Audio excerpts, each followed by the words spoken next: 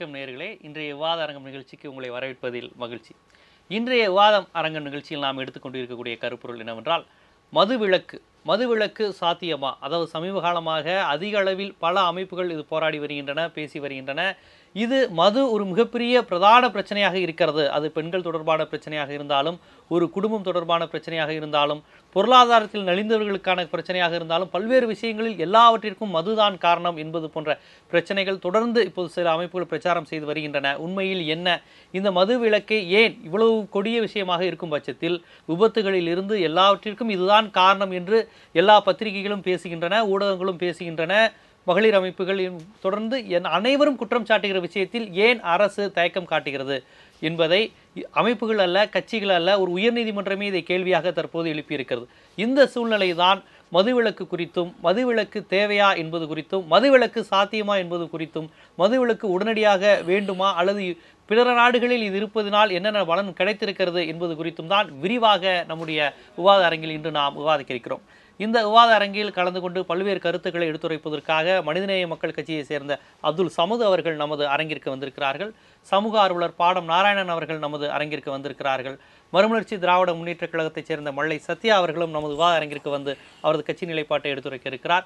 மற்றும் சமூக ஆர்வலர் மற்றும் மருத்துவர் வசந்தி பாபு அவர்களும் நமது அரங்கிற்கு வந்து மது இந்த பிரச்சனை குறித்தும் அவர் மருத்துவ ரீதியாகவும் உளவியல் ரீதியாகவும் நமது அரங்கிற்கு சில கருத்துக்களை தெரிவிக்க இருக்கிறார்கள். இவர்களுடன் இணைந்துதான் இன்றைய விவாத அரங்கம் பயணிக்க இருக்கிறது.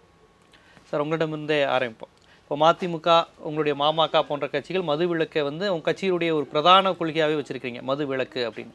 இப்போ மது விலக்கு ஒரு அரசியல் கட்சி எடுத்து அது ஒரு பிரதான விஷயமா? இப்போ உங்களுக்கு வேறு சில அரசியல் நோக்கங்களும் இருக்குது. ஆனால் மது விலக்கை அதோடு சேர்த்து வைக்கின்ற அளவுக்கு என்ன ஒரு அரசியல் கட்சி வைக்கிற அளவுக்கு அதில் என்ன தேவை இருக்குன்னு நினைக்கிறீங்க? இல்லை, இப்போ அடிப்படையில் ஒரு சமூக அமைப்போ ஒரு அரசியல் கட்சியோ மக்களினுடைய நலன் சார்ந்து தான் அந்த அமைப்புகள் இயங்குகிறது. மக்களினுடைய தற்கால நலன், எதிர்கால நலன், அந்த தலைமுறையினுடைய நலன். அப்போ ஒரு மனித வளம் என்பது முக்கியமானது. மனிதர் அந்த அந்த சமுதாயத்தினுடைய நலனுக்காக தான் பாடுபடுறோம். அப்போ சமுதாயத்தினுடைய நலனுக்கு பாடுபடக்கூடிய அதே நிலையில் அதுக்கு தீங்கு ஏற்படுத்தக்கூடியதையும் தடுக்க வேண்டியது கடமையாக இருக்குது. அந்த அடிப்படையில் சமூகத்தில் ஒரு மிகப்பெரிய தீமை இந்த மது. ஒரு சாதாரணமாக ஒரு குடும்பத்தினுடைய தலைவன் குடிக்க அடிமையாகிவிட்டால் அந்த குடும்பமே சீர்குலைஞ்சு போயிடுது, நிலை குலைந்து போய்விடுது. அப்போ ஒரு சமூகமே, ஒரு குடும்பம் சீர்குலையும் போது அது அந்த சமூகத்தில் மிகப்பெரிய பாதிப்பை உண்டாக்கும். அப்போ அந்த பெரிய பாதிப்பை உண்டாக்கி நிலைகுலைய வைக்கக்கூடிய அந்த மதுவுக்கு எதிராக போராட வேண்டியது ஒரு உண்மையிலேயே சமூக அமைப்பு. இந்த மனிதர்களுக்காக, இந்த மக்களுக்காக தான் நாங்கள் போராடுறோன்னு சொல்லக்கூடிய யாராக இருந்தாலும் அவர்களுக்கு தார்மீக கடமை இருக்கிறது.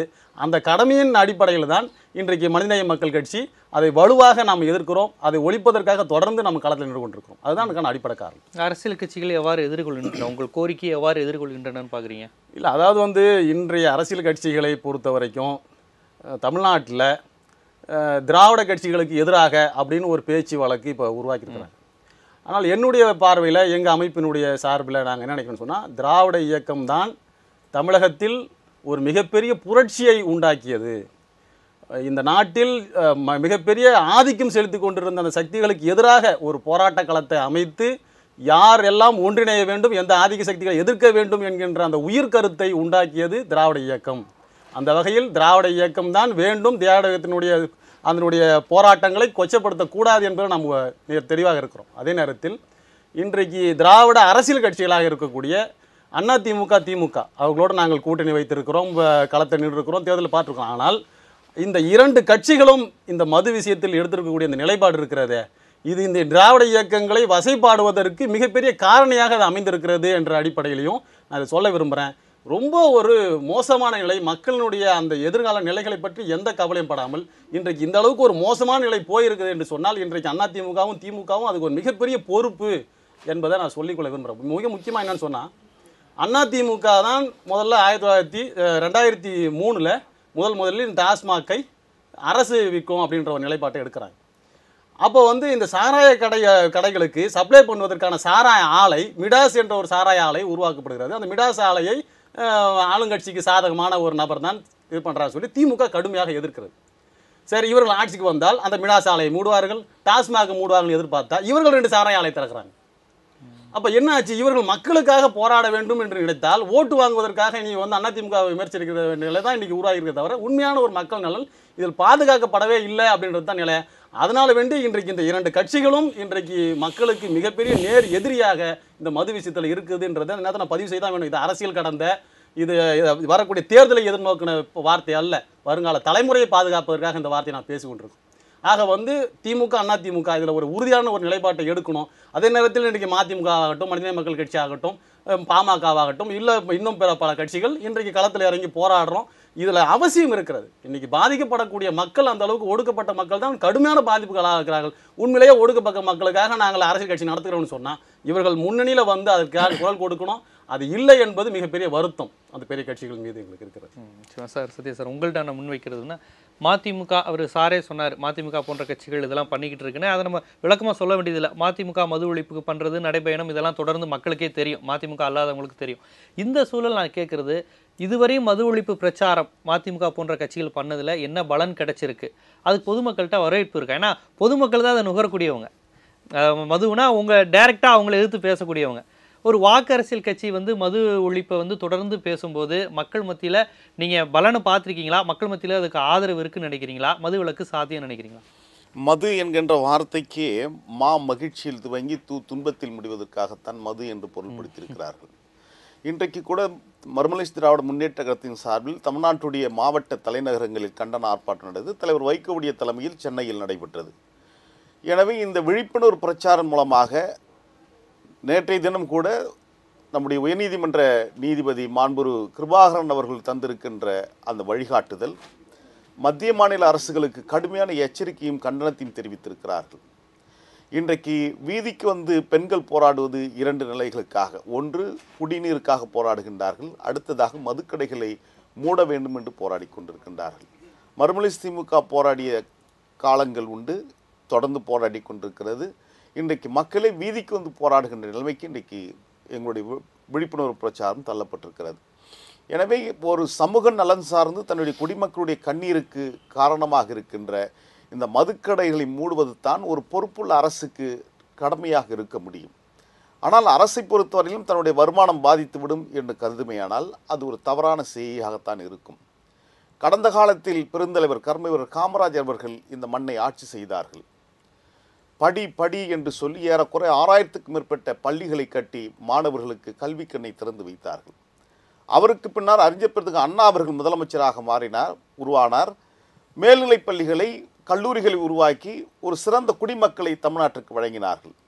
அவருக்கு பின்னால் வந்த அரசுகள் வருத்தத்துடன் பதிய வைக்க வேண்டிய கடமையில் நாம் நின்று கொண்டிருக்கின்றோம். அந்த தலைவர்கள் படி என்று தன்னுடைய குடிமக்களுக்கு போதித்தார்கள் என்றால் அவருக்கு பின்னால் வந்தவர்களெல்லாம் குடி என்று குடிகெடுக்கின்ற அரசுகளாக மாறியிருக்கிறார்கள் என்பதுதான் வேதனைக்குரிய ஒன்றாக இருக்கிறது. இதனுடைய பயன் என்னவென்றால் இன்றைக்கு இளம் விதவைகள் ஏறக்குறைய லட்சக்கணக்கான இளம் விதவைகள் உருவாகி இருக்கின்றார்கள். உடனடி செல்ஃப் எம்ப்ளாய்மெண்ட் சொல்லப்படுகின்ற இட்லி கடை இன்றைக்கு வைத்துக் கொண்டிருப்பவர்கள், நாங்கள் வீதிகளில் பார்க்கின்றவர்களெல்லாம் இளம் பெண்கள் இளம் விதவைகள் தான் அந்த கடையை நடத்தி கொண்டிருக்கிறார் என்பது கவலைக்குரிய ஒன்று. பொது வாழ்க்கையில் இருக்கின்ற காரணத்தினால் இந்த விதவை மறுவாழ்வு உதவித்தொகை கேட்கின்றவருடைய வயது மிக மிக குறைவாக இருக்கிறது என்பது நாம் கருத்தில் கொள்ள வேண்டிய ஒன்று. எனவே தான் தலைவர் வைகோ அவர்கள் தொடர்ந்து இதற்காக போராடி கொண்டிருக்கிறார். இதை நிறைவேற்ற வேண்டும் என்ற உணர்வோடு தான் இன்றைக்கு நாங்கள் அந்த களத்தில் நின்று உறுதியாக போராடி கொண்டிருக்கின்றோம். பொதுவாக அந்த மதிமுக பாமக போன்ற கட்சிகள் போராடுறாங்க. இஸ்லாமியர்கள் மத அடிப்படையிலேயே அது ஒரு ஹராம்னு ஒதுக்கக்கூடிய ஒரு சூழல் இருக்குது. இப்போ மதிமுகங்கிறது எல்லா மதத்தினரும் எல்லா சமூகத்தினரும் இருக்கக்கூடிய சூழலில் பொதுவாக சொல்கிறது மது ஒழிப்புன்னு பேசுகிற கட்சிகளில் எத்தனை பேர் அவங்க தொண்டர்கள் குடிக்காமல் இருக்காங்க? இவர் ராமதாஸ் சொல்லுவார், வைகோ சொல்லுவார், திருமாவளவன் சொல்லுவார், அவங்க கட்சி மாநாடுகளை குடிக்காமல் வருவாங்களா அப்படின்னு. மற்ற கட்சிகள் வேணாம் இங்கே இல்லை. மதிமுக மாநாடுகள் எப்படி நடக்கும்? மறுமலர்ச்சி திராவிட முன்னேற்றத்தினுடைய மாநாடு சமீபத்தில் நடந்த எல்லா மாநாடுகளையும் நீங்கள் கேட்பீர்கள். ஆனால் காவல்துறை தந்திருக்கிறது செய்தி. வழக்கமாக ஒரு மாநாடு முடிந்ததற்கு பின்னால் அங்கே காவல்துறை சில நடவடிக்கை மேற்கொள்ளும். அது என்னவென்றால் குடித்துவிட்டு சென்று வீசிவிட்டு சென்ற பாட்டில்களுடைய எண்ணிக்கையை கணக்கில் கொள்வார்கள், அல்லது அந்த சுற்று வட்டாரத்தில் இருக்கின்ற மதுபான கடைகளில் எவ்வளவு வியாபாரமானது என்பதை கணக்கில் கொள்வார்கள். ஆனால் மறுமலர்ச்சி திராவிட முன்னேற்ற கழகம் நடத்துகின்ற மாநாட்டில் அது போன்ற பாட்டில்கள் இல்லை, அதுபோன்று மதுக்கடைகள் நிற்கின்ற இளைஞர்களை தோழர்கள் நாங்கள் காணவில்லை என்பதுதான் எங்களுக்கு பெருமையான ஒன்று. தலைவர் வைகோவிடமே நிறைய தாய்மார்கள் சொல்லுகிறார்கள், நீங்கள் நடத்திய இந்த விழிப்புணர்வு பிரச்சாரத்தின் மூலமாக என்னுடைய கணவன் குடிப்பதை நிறுத்தியிருக்கிறார், என்னுடைய பிள்ளை குடிப்பதை நிறுத்தியிருக்கிறார், எனவே உங்களுடைய போராட்டத்துக்கு என்னுடைய முழுமையான ஆதரவை தருகிறோம் என்று தாய்மார்கள் கண்ணீரோடு தலைவர் வைகோவுக்கு நன்றியை தெரிவிப்பதை நாங்கள் கண்கூடாக பார்த்து கொண்டிருக்கின்றோம். கட்சி தொண்டர்கள் மற்ற கட்சியோடு ஒப்பிடும்போது ஓரளவு கட்டுப்பாடாக இருக்கிறாங்க மது விஷயத்தில். நிச்சயமாக இன்றைக்கு தலைவர்களுடைய பிரச்சாரத்துக்கு முன்னால் கட்சி தொண்டர்களை கடந்து பொதுமக்களும் தங்களை மனம் திரும்பி கொண்டிருக்கின்றார்கள். வைகோவுடைய வேண்டுகோளை ஏற்று அதற்கான களத்தில் நின்று கொண்டிருக்கின்றார்கள். கடந்த வாரம் கூட நம்முடைய கோவை மாநகரில் 10,000க்கும் மேற்பட்ட மாணவர்கள் கலந்து கொண்ட மாரத்தான் ஓட்டம் மிக சிறப்பாக நடந்து முடிந்திருக்கிறது. வருகின்ற ஜனவரி 4ஆம் தேதி கூட தலைநகர் சென்னையில் ஏறக்குறைய 25,000க்கும் மேற்பட்ட மாணவ செல்வங்களை வைத்து இது போன்ற விழிப்புணர்வு பிரச்சாரத்தை நாங்கள் நடத்திருக்கின்றோம். இதில் நிச்சயமாக வெற்றி பெறுவோம் என்ற நம்பிக்கை எங்களுக்கு இருக்கிறது. நிச்சயமாக. மேடம், உங்கள்கிட்ட கேட்குறேன், ஒரு மருத்துவராகவும் இப்போ அந்த மது விலக்கு அப்படிங்கிற ஒரு போராட்டம் அரசியல் கட்சிகள் வேறு சில சமூக பிரச்சனை, பொருளாதார பிரச்சனை, பல்வேறு விஷயங்கள் அவங்க 2 பேருமே சொல்லிட்டு பேசினாங்க.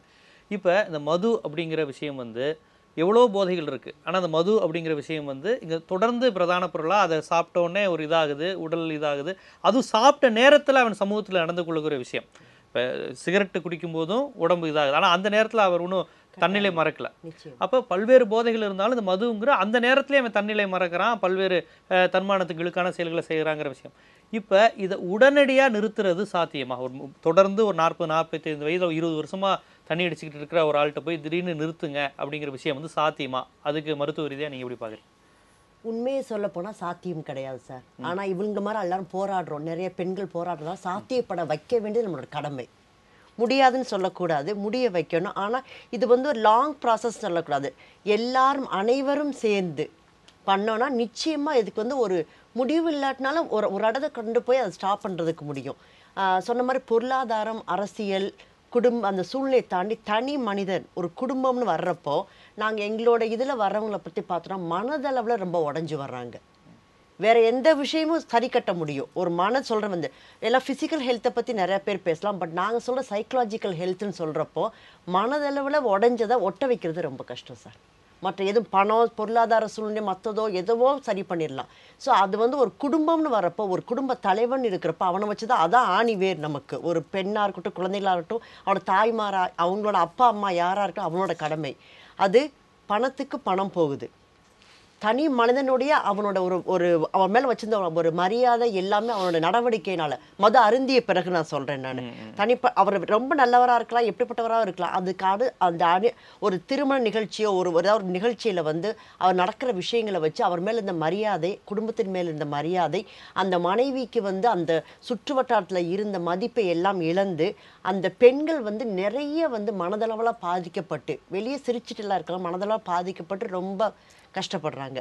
அது வந்து குழந்தைகளையும் பாதிக்கும் சார். அவர் மது வந்துட்டு வீட்டில் வந்ததுக்கப்புறம் அடிக்கிறதோ சண்டை போடுறதோ எதுவாக இருந்தாலும் ஸ்ட்ரெயிட்டாகவே அடுத்து வர ஜென்ரேஷனை நாங்கள் அதை தான் ரொம்ப கவலைப்படுறது. என்னென்னா அவர் உடம்பு போகிறது, பணம் போகிறது, மற்ற விஷயங்களை விட அடுத்து வர ஜென்ரேஷனை எவ்வளோ அளவு பாதிக்குது. ஸோ நிறையா குழந்தை ப்ராப்ளமேட்டிக் சில்ட்ரன் வந்து கிளினிக் கூட்டு வர குழந்தைகளில் மோர் தென் 60% வந்து இந்த விஷயத்தினால மனதளவால் பாதிக்கப்பட்டு தாய் தந்தையரை வெறுத்து அதனால தான் நல்லா இருக்கணும்னு குழந்தைய பாதி இருந்தாலும் இது ஈஸியாக அவைலபிலிட்டி கிடச்சிருது. முதல்ல ஆண்கள் மது குடிக்கிறத பற்றி நம்ம எவ்வளோ பேசிகிட்டு இருக்கோம், இப்போ பெண்களுக்கே அது ஈஸியாக கிடைக்கிற அளவுக்கு வந்துருச்சு. ஒரு பார்ட்டிங்கிறாங்க, நான் யாரையும் தனிப்பட்ட முறையில் குறிப்பிட்டு பேசலை, ஒரு சோஷியல் கேதரிங் பார்ட்டின்னு சொல்லி பார்த்தா சனிக்கிழமை ஆயிடுச்சுன்னா அவ்வளோ நாள் உழைக்கிறோம், மண்டேலேருந்து ஈவினிங் வரைக்கும் உழைக்கிறோம்னு சொல்லிட்டு சனிக்கிழமை அது மேல்நாட்டு நாகரிகமாக என்ன நினச்சிக்கிறாங்கன்னு தெரியல. நம்ம சாதாரணமாக ஒரு வீட்டில் வந்து ஒரு ஸ்வீட்டு ஒரு ஜூஸ் வைக்கிறோமா, இது அவைலபிலிட்டி கிடச்சிருது. ஸோ இவங்க எதனால அதை நோக்கி நம்ம போயிட்டுருக்கோன்னே தெரியல. ஸோ இது கட்டாயம் முற்றுப்புள்ளி வைக்க வேண்டும். இது முற்றுப்புள்ளி வைத்தால் பொருளாதாரத்தில் நம்ம ஒரு குடும்பத்தில் நம்ம ஒரு எல்லா விஷயத்துலையுமே நல்லபடியாக இருக்க முடியும். அடுத்து வர்ற ஜெனரேஷன் ரொம்ப நல்லா இருக்கும் சார். நிச்சயமா ஒரு மருத்துவராகவும் பல்வேறு விஷயங்கள் இதில் உள்ள இருக்குது அப்படின்னு சொல்லியிருக்கீங்க.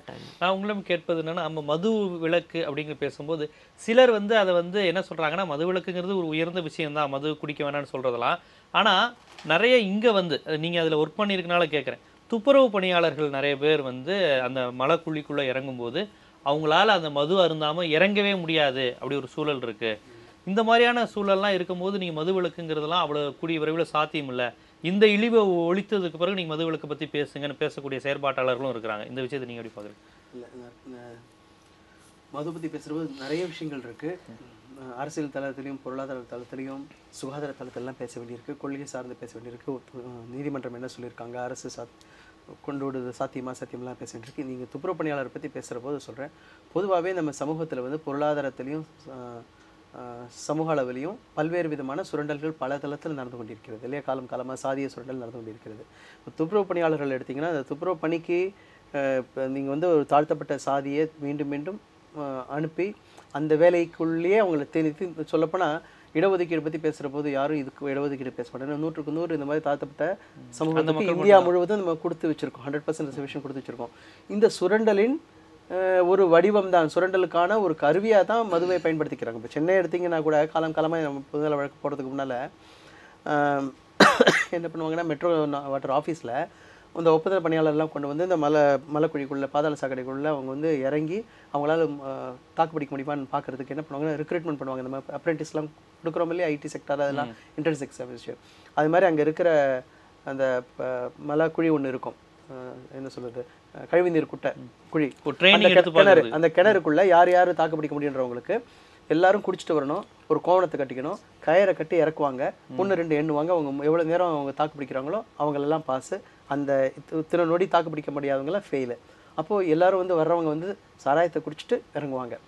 அதேமாரி பொதுவாக பார்த்திங்கன்னா, ஒரு அசிஸ்டன்ட் இன்ஜினியர், இந்த உதவி பொறியாளர் இருக்கிறாங்க இல்லையா, அவங்கெல்லாம் அந்த மலைக்குழிக்குள்ளே சுத்தம் செய்வதற்கு அனுப்புகிற போது அரசு பணம் கொடுக்குறதோ இல்லையோ அங்கங்கே கலெக்ட் பண்ணி அவங்களுக்கு ஒரு சாராயம் பாட்டில் கொடுத்து தான் பண்ணுவாங்க. இது வந்து சுரண்டலுக்கான ஒரு துருப்புச்சீட்டாக தான் பார்க்கணும். அதிகாரிகள் செய்வாங்க, எல்லா மட்டத்துலையும் பண்ணுறது. அதிகாரிகளாக இருந்தாலும், தனி வீட்டில் இருந்தாலும், ஃப்ளாட் வாங்கினாலும் ஒரு கொடுக்குறது. கிராமங்களில் வந்து ஒரு பெணவரையிலேருந்து சுத்தம் செய்யணும், இல்லை ஒரு செத்து மாடை எடுக்கணும்னா கூட மது கொடுத்தா எடுப்பாங்க. அது வந்து சுரண்டலுக்கான ஒரு கருவியாக இருக்கிறது. அதை வந்து நம்மள்கிட்ட இருக்கிற சாதி அமைப்பில் இருக்கிற பல்வேறு விதமான ஒடுக்குமுறைகள், சுரண்டல்கள், அதில் வந்து இதுவும் ஒரு புதிய வடிவம். நேரடியாக சுரண்டுவது, நேரடியாக மிரட்டுவது, அடக்கி வைப்பது வேறு. இது வந்து ஒரு துருப்புச்சீட்டாக மதுவை பயன்படுத்தி கொண்டு அவங்க பின்னாலேயே கூட்டிகிட்டு வந்து அவங்களை குடிக்கு அடிமையாக்கி அதன் மூலமாக இந்த மாதிரியான அசுத்தமான பணிகளில் மீண்டும் அவங்கள அமர்த்தி வைக்கிறது நம்ம இந்தியா முழுவதும் பார்த்து கொண்டு இருக்கிறோம். இந்தியாவை தாண்டி தென்கிழக்கு ஆசியாலேயே இந்த மாதிரியான விஷயங்கள் இருக்கிறது. பங்களாதேஷ், நேபாள், பாகிஸ்தான் எடுத்திங்கன்னா கூட இந்த மாதிரியான விஷயங்கள்லாம் இருக்கிறது. இந்த மதுவிலக்கை பொறுத்தவரையிலையும் அரசியல் கட்சிகள்லாம் அவங்களுடைய பதிவை செய்துட்டாங்க. ஒரு சமூக ஆர்வலராக 5 வழக்குகள் சென்னை உயர்நீதிமன்றத்தில் போய் 3 க்ளோஸ் பண்ணிட்டாங்க. 5ல் வந்து 2 க்ளோஸ் பண்ணிட்டாங்க, 3 வந்து நிலுவையில் இருக்குது. முதல்ல இன்றைக்கு நீதிபதி கிருபாகரன் கேட்ட மாதிரியே இந்த பூரண மது விலக்கு சாத்தியம் இருக்கோ இல்லையோ, இந்த மது வந்து இன்றைக்கு ஒரு சுகாதார பிரச்சனை ஆகிட்டு இருக்குது. அதனால் வந்து இதை வந்து இன்றைக்கு வந்து யாருமே வந்து ஒரு சுகாதார பிரச்சனையாக பார்க்கல. ஆனால் மத்திய மாநில அரசுகளுடைய சுகாதாரத்துறை வந்து மது கட்டுப்பாட்டை வந்து ஒரு சுகாதார பிரச்சனையாக பார்த்து அதற்கான ஒரு கொள்கையை எடுத்துகிட்டு வரணும்னு சொல்லிட்டு வழக்கு போட்டது. அப்போ வந்து டாக்டர் அன்புமணி ராமதாஸ் வந்து மத்திய அமைச்சராக இருந்தார். அந்த நேரத்தில் என்ன பண்ணாங்கன்னு, ஹைகோர்ட் இது பாலிசி டெசிஷன், நீங்கள் அவங்களுக்கு வந்து உங்களுடைய விண்ணப்பத்தை கொடுங்கன்னு சொல்லிட்டு அப்போ மூடிட்டாங்க. அப்போ வந்து ஒரு தேசிய அளவில் வந்து ஒரு ஆல்கஹால் கண்ட்ரோல் பாலிசி, ஒரு மது கட்டுப்பாட்டு கொள்கைக்கான வரைவு இருந்தது. ஆனால் அந்த வரைவு வந்து முழுமையாக கொண்டு வர முடியல. அந்த வரைவு கொண்டு வருவதற்கான இருந்த அந்த மருத்துவர்கள் கூட இது தொடர்பான ஆழ்ந்த சிந்தனை செலுத்தல, அது அப்படியே போச்சு. அதுக்கப்புறம் ஆட்சி மாற்றம் முடிஞ்சு போச்சு. இன்னொன்று வந்து குடித்துவிட்டு ஓட்டுவதை தடுப்பதற்காக ஒரு வழக்கு போட்டு அது 4 ஆண்டுகளாக நிலுவையில் இருக்குது. இன்னைக்கு நீதிபதி கிருபாகரன் என்னெல்லாம் கேள்விகள் கேட்டாங்களோ அது தொடர்பான விஷயங்கள்லாம் இருக்குது. மது அருந்திட்டு போனால் எப்படினாலும் அது கேஸ் தானே உங்களுக்கு? இல்லை, இப்போ கேஸ் போகிறது இல்லையே. இப்போ நான் என்னுடைய வழக்கில் என்ன கேட்டிருக்கேன்னா, உலகத்தில் ஜப்பான் எடுத்தாலும் சரி, கொரியா எடுத்தாலும் சரி, இங்கிலாந்து எடுத்தாலும், எங்கே இருந்தாலும் குடிப்பதற்கு அனுமதி இருக்குது. குடித்துவிட்டு ஓட்டுவது வந்து அனுமதி கிடையாது. குடித்துவிட்டு ஓட்டுவது வந்து குடிப்பது வந்து தனி மனித சுதந்திரமாக கருதினா கூட தனி மனித சுதந்திரமாக இனிமே கருதுறதுக்கான வாய்ப்புகள் இல்லை. ஏன்னா ஒரு குடிப்பவர்னால பல்வேறு பாதிப்புகள் சமூகத்துக்கு ஏற்படுகிறது, அரசுக்கு இழப்பு ஏற்படுறதுனால தனி மனித சுதந்திரமாக பார்க்க முடியாது இன்றைக்கு. அதே சமயத்தில் குடித்துவிட்டு ஓட்டுதுன்றது கிரிமினல். ஒரு குடித்து விட்டு ஓட்டுறவன் வந்து லைசன்ஸ் இல்லாத துப்பாக்கி எடுத்துட்டு போற மாதிரி குடிக்கிறத அனுமதித்து விட்டு குடிச்சிட்டு ஓட்டுறதை தடுக்கிறதே வெளிநாடுகள் போறாங்க. அவங்க வந்து அப்படியா இருந்ததுன்னா பாட்டில் எடுத்துட்டு போய் வீட்டில் வச்சு குடிக்கட்டும். இல்லை அவங்க வந்தாங்கன்னா அவங்களுக்கு டிரைவர் இருக்கணும். நான் வண்டியை ஓட்டிட்டு வந்து குடித்து விட்டு திருப்பி வண்டி ஓட்ட முடியாது. மற்ற நாடுகள்லையும் பார் இருக்கு. பார்களுக்குள்ள நீங்கள் போனீங்கன்னா உங்களுடைய சாவி, ஒரு வேளை நீங்கள் ஓட்டிட்டு வந்துருந்தீங்கன்னா சாவியை கொடுத்துடணும். குடிச்சதுக்கப்புறம் அவங்களுக்கு ஒரு டிரைவர் கொடுப்பாரு. சாராய பில்லோடு சேர்த்து இந்த டிரைவர் சேர்த்து போட்டு வெளிநாடுகள்ல அந்த மாதிரி தான் கடுமையான நம்ம நாடுகள்ல இந்த மாதிரி சமயத்துல தொழிலாளி கூட்டி போய் அவங்க குடிக்க இல்லை, ஏதோ ஒன்று இல்லை என்ன சொல்லுவேன், இதுதான் நிலவரம் மற்ற நாடுகள்ல. அதனால பெரிய அளவில் அவங்க கட்டுப்படுத்த முடியுது. மதுனால் ஏற்படுற விபத்துக்கள்லாம் தடுக்க முடியுது. மதுவில் வந்து ஒன்று வந்து குடி நோயாளியினால் ஏற்படுற பிரச்சனைகள், அடுத்து குடி வெறியில் சேருது, அல்கஹாலிசம், அல்கஹால் அபியூஸ். ஆல்கஹால் அபியூஸ்னு வர்றபோது தான் ட்ரங்க் அண்ட் டிரைவிங் குடிச்சிட்டு ஓட்டுறதோ இல்லை பாலியல் வன்முறைகளோ இல்லை படியில் நடக்கிற போது தடிக்க விழுந்து சாகிறதோ விபத்துகள் ஏற்படுறதோ இல்லை அந்த மாதிரி பல பிரச்சனைகள் வந்து அபியூஸ்னால ஏற்படுறது. அடுத்து இன்னும் 2 வழக்குகள் வந்து இன்னைக்கு கேட்டிருக்கிற விஷயம் தான். ஒன்று வந்து 21 வயதுக்கு கீழே உள்ளவங்களுக்கு கொடுக்கக்கூடாதுன்னு தமிழக அரசு வந்து ஒரு அரசாணை உருவாக்கியிருக்காங்க, வெளியிட்டிருக்காங்க. முன்னாள் முதல்வர் ஜெயலலிதா தான் வெளியிட்டாங்க. அந்த அரசாணை அப்படியே பேப்பரில் தான் இருக்குது. அதில் என்ன சொல்லியிருக்காங்கன்னா 21 வயதுக்கு கீழே உள்ளவங்களுக்கு கொடுத்தா அவர்களுக்கு தகுந்த தண்டனை கொடுக்க படும் இருக்காங்க. 21 வயதுக்கு கீழே மேல்பட்டவங்களான்றது அவங்களுடைய சர்டிஃபிகேட், ஸ்கூல் சர்டிஃபிகேட்டோ டிரைவிங் லைசன்ஸோ பார்த்து தான் கொடுக்கணும். அப்படின்றது ஒரு லைசன்ஸ் ராஜ் மாதிரி, ஒரு லைசன்ஸ் கொடுக்குற மாதிரி. இப்போ 21 வயதுக்கு மேலே உள்ளவங்களுக்குலாம் லைசன்ஸ் கொடுத்துட்டு போங்க, குடிக்கட்டும். ஆனால் 21 வயதுக்கு கீழே உள்ளவங்களுக்கு கொடுக்காதுங்க. அவங்கள தான் பாதுகாக்கணும் அடுத்த தலைமுறை. ஏன்னா ஒருவர் வந்து 21 வயதுக்கு முன்பு வந்து குடிக்க அறிமுகமாகவில்லைன்னா அவங்க பிற்காலத்தில் குடிநோயாளி ஆவதற்கான வாய்ப்புகள்லாம் ரொம்ப குறைச்சல். 21 வயசுக்கு மேல ஒருத்தர் குடிக்கிறாங்க இல்ல அவங்க உடல் அளவுல வந்து எதிர்ப்பு இருக்கும். அவங்களுக்கு மரபணு பாத்தீங்கன்னா ஒவ்வொருத்தருக்கும் வந்து ஜெனடிக்கலி ப்ரீடிஸ்போஸ்ன்னு சொல்லுவாங்க. அப்படி இருக்கிற போது வளர் இளம் பருவத்தினர் மது குடிக்கிறாங்கன்னா 10 பேர் குடித்தாங்கன்னா குறைஞ்சது 4லேருந்து 5 பேர் வந்து குடிநோயாளி ஆவதற்கான வாய்ப்புகள் அதிகம். 21 வயதுக்கு மேற்பட்டவர்கள் குடிக்கிற போது 10 பேர் குடித்தாங்கன்னா ஒருத்தர் தான் நோயாளி ஆவதற்கான வாய்ப்பு அதிகம். அதனால தான் உலக சுகாதார நிறுவனம் சரி மற்ற பல்வேறு நாடுகள்லையும் சரி இதை வலியுறுத்துறாங்க. அதனால தான் இந்த ஜிஓ பட்டாங்க. அதை நடைமுறைப்படுத்துவதற்கான வாய்ப்புகளை உருவாக்கணும் அப்படின்னு சொல்லி கேட்டிருக்கோம். இன்னொன்று வந்து நகர்ப்புறத்தில் வந்து பள்ளி இது வழிபாட்டு தலங்களில் இருந்தோ இல்லை கல்விக்கூடங்களில் இருந்தோ 50 மீட்டர் தாண்டி இருக்கணும், கிராமப்புறத்தில் 100 மீட்டர் தாண்டி இருக்கணும்னு சொல்லிட்டு ஒரு சட்டத்தை கொண்டு வந்திருக்காங்க இந்த தமிழக அரசு. முதல்ல 150 மீட்டர் இருக்கிறத 50 மீட்டரை குறைச்சாங்க. இது வந்து 50 மீட்டரும் 100 மீட்டர்ன்றது 1லேருந்து 10 சொல்றதுக்குள்ள எந்த பையனும் கிராஸ் பண்ணிட முடியும் இல்லையா, 1 2 3 சொல்ற போது. இது வந்து மதுவை திணிப்பதற்கு இல்லை அடுத்த தலைமுறையினரை வந்து மதுவுக்கு கொண்டு வருவதற்கு உற்பத்தி வியாபாரத்தை அதிகமாக்குறதுக்கு தான் இது.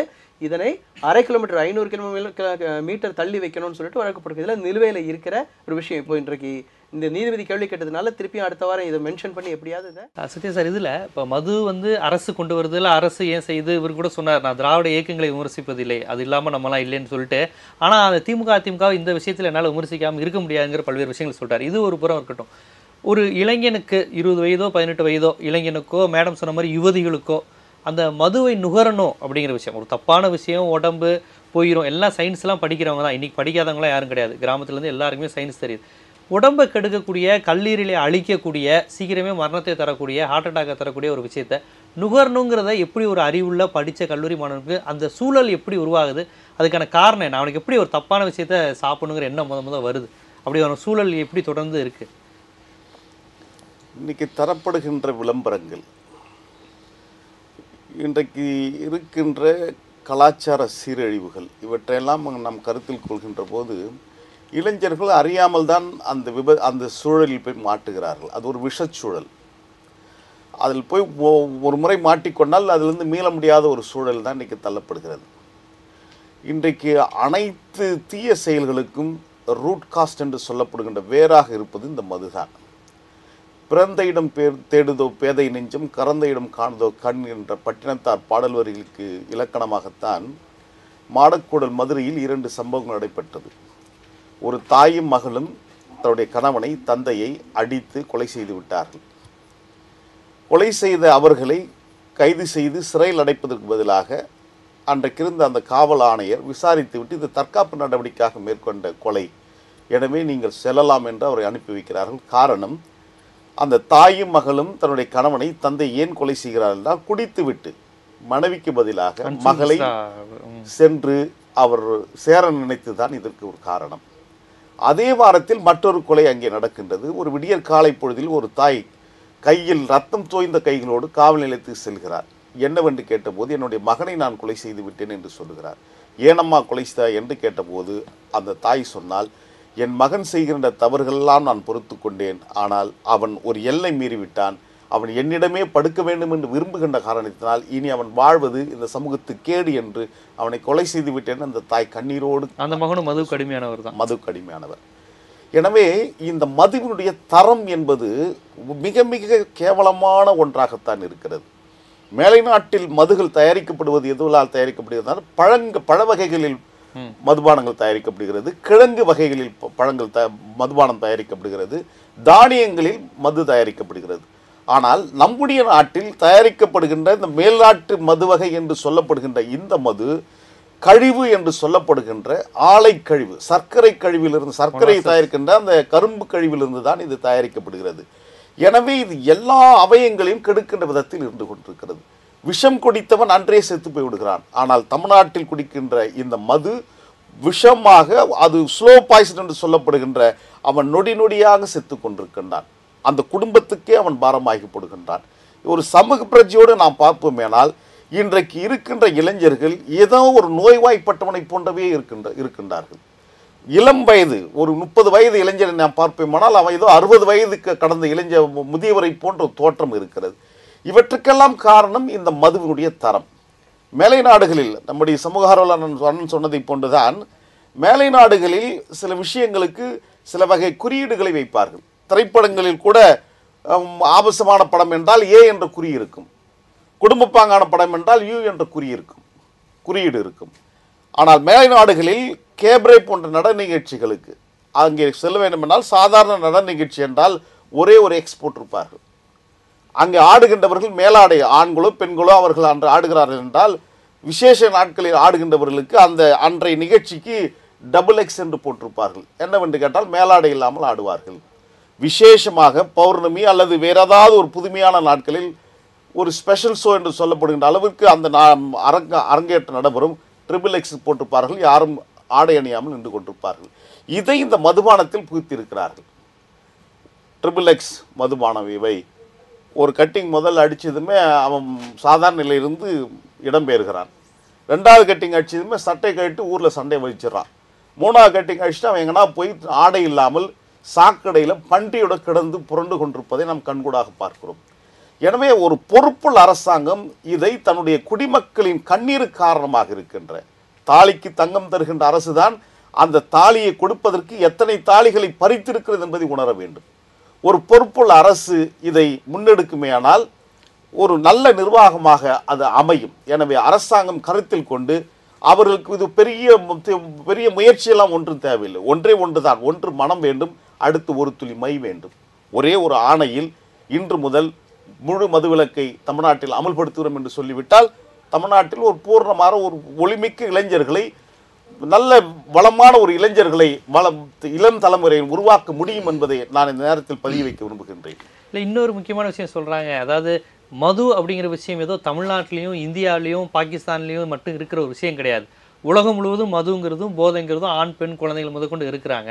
இங்கே இவங்களுக்கு முறைப்படுத்தி அதை ஒரு பயன்படுத்த நுகர அதை ஒரு என்ஜாய் பண்ணுற மாதிரி பண்ண தெரியாமல் நீங்கள் சொல்கிற மாதிரி ஒரு தன்மானம் இழக்கிற மாதிரியான பல்வேறு விஷயங்களை இவங்க ஈடுபட்டு ஆடை கழிந்துட்டு குடும்ப மானத்தை கெடுக்கிற அளவு பண்ணிக்கிறாங்க. மதுங்கிறது அவங்கவுங்க என்ஜாய் பண்ணி உலக அரங்கில் பண்ணியிருக்கிறாங்க. பெரிய பெரிய பாதிரியார்கள் குடிக்கிறாங்க, பெரிய பெரிய விஷயங்கள். ஆனால் அவங்க யாருமே இப்படி தன்மானம், அவங்க ஒரு அந்த நேரத்துக்கு என்ஜாய்க்கு கிளைமேட்டுக்கெல்லாம் குடிக்கிறாங்க. இது மக்களுக்கு அதை நீங்கள் சொல்லித்தரணும். மக்கள் அந்த அளவுக்கு கல்ச்சராக இல்லை. அதை விட்டு மது ஒழிப்புங்கிறது இப்படி பேசுறது எப்படி சரியா இருக்கும் அப்படிங்கிற ஒரு குற்றச்சாட்டு. இல்லை, மேலை நாடுகளை பொறுத்தவரையிலும் அங்கே இருக்கின்ற தட்பவெப்ப நிலைக்கு தங்களை தயார்படுத்திக் கொள்வதற்கு இந்த டிசம்பர் மாதம் அங்கே சென்று விட்டால் 0, 30, 40 டிகிரி இன்றைக்கு -டிகிரி சென்று விட்டிருக்கும். எனவே இந்த சீதோஷ நிலையில் அவர்கள் வெளியே வருவதற்கு அதை மருந்தாக பயன்படுத்துகின்றார்கள். ஆனால் நம்முடைய தோழர்கள் அது அறியாமல் தெரியாமல் அது அங்க குடும்பமே உட்கார்ந்து சாப்பிட்டுட்டு இருப்பாங்க. மேலை நாடுகளில் உட்பட ஏறக்குறைய 70% பேர் மது அருந்துகிறார்கள். அங்க யாரும் 70% அடிக்ஷன் என்று சொல்லப்படுகின்ற எண்ணிக்கை வெறும் 3 தான். மருத்துவருக்கு தெரியும், ஒரு காலகட்டத்தில் நம்முடைய இந்தியாவில் அவயங்கள் நீங்கள் சொன்ன மாதிரி சிறுநீரகம், கல்லீரல், ஈரல் போன்றவை பாதிக்கப்பட்டால் சிறந்த மருத்துவரை ஜெர்மனியிலிருந்து தான் கொண்டு வருவார்கள். அப்படி தயாரான மருத்துவர்கள் அங்கே இருந்தார்கள். ஆனால் நம்ம நாட்டை பொறுத்தவரையிலும் குடிக்கின்ற பழக்கம் 40% என்றால் இதில் 80% அடிக்ட் ஆகி மாறிக்கொண்டிருக்கின்றார்கள். இதனுடைய பெரிய விசேஷமான செய்தி என்னவென்றால் இன்றைக்கு உலகத்திலேயே தலை சிறந்த மருத்துவர்கள் இந்த அவய மாற்றங்கள், இந்த மதுவால் அடிமைப்பட்டவர்களுக்கு சீர்படுத்துகின்ற டாக்டர்கள் எங்கே இருக்கிறார்கள் என்றால் தமிழ்நாட்டில் இருக்கிறார்கள் என்பது பெருமையாக நினைத்து கொண்டிருப்பது வேதனையான ஒன்றாகத்தான் அங்கே நான் பதிய வைக்க விரும்புகிறேன். அது பொதுவாகவும் சொல்லக்கூடிய ஒரு விஷயம் தமிழ்நாட்டில் திராவிட பண்பாடு, ஆரிய பண்பாடு, எல்லா பண்பாட்டிலையும் மது இருக்கு அப்படிங்கிறாங்க அவங்க. அசுரபானம், சூரபானம் எல்லார்ட்டையும் மது. நான் என்ன சொல்றேன்னா, கடந்த காலத்தில் மது இருந்தது, பல விஷயங்கள் தேவதாசி முறைகள்லாம் இருந்தது. சட்டம் போட்டு அவற்றெல்லாம் எடுத்து போட்டோம் இல்ல. இப்ப ஏன் இதை கையில வச்சுட்டு இருக்கீங்க? அதையும் தூக்கிறீங்க. இதுதான் இதுல வந்து இதுல கூடுதல் செய்தி சொல்லணும்னா, இப்போ ஒரு கேள்வி கேட்டீங்களே மேலை நாடுகள் எப்படி இருக்குன்னு, விஷயம் தெரிஞ்சதுனால அதை சொல்லணும், பதிவு வைக்கணும்னு நினைக்கிறேன். உலகம் முழுவதும் மது வந்து ஒரு பெரிய பிரச்சனையாக தான் இருந்தது. எப்போ வந்து உலகமயமாக்கல் ஆரம்பிச்சதோ, கிறிஸ்டோபர் கொலம்பஸ்ல அவர் வந்து உலகத்தை ஒன்றா கண்டுபிடிக்க ஆரம்பிச்சார். நியூ இங்கிலாந்துலாம் கண்டுபிடிச்சு அமெரிக்காலாம் உருவானது இல்லையா? அந்த காலனி ஆதிக்கத்தின் போது உலகம் முழுவதுமே மது ரம்ன்றது ஒரு பெரிய பிரச்சனையாக தான் இருந்தது. ரம்மை வந்து பெரிய அளவுக்கு வியாபாரம் செய்துட்டு இருந்தாங்க. போர் வீரர்களுக்கெல்லாம் ரம்மும் மாதுவும் தான் சப்ளை.